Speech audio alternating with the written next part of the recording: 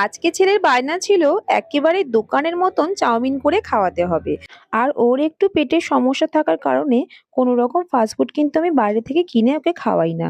যতটা পারি চেষ্টা করি বাড়িতেই বানিয়ে দেবার। চাউমিন, ম্যাগি, পাস্তা এইগুলো খেতে কিন্তু ও ভীষণ পছন্দ করে। তবে আমার মনে হয় সকলেই খেতে ভীষণই পছন্দ করে। তবে খুব একটা বেশি বানিয়ে দেওয়া হয় না। মাঝের মধ্যে এগুলো একটু বানিয়ে থাকি। তাই ভাবলাম আজকে টিফিনে সবার জন্য আমি চাউমিনটাই বানিয়ে ফেলি। প্রথমে একটু চাউমিনগুলোকে গরম জলে সিদ্ধ করে জল ছেঁকে তুলে নেব। কড়াইতে তেল দিয়ে একটা ডিম ঝুড়ো করে ভেজে তুলে নেব। তারপরে সামান্য একটু আদা রসুনের কুচি আর দুটো কাঁচা লঙ্কা একটু নাড়াচাড়া করে দিয়ে দেবো পেঁয়াজ।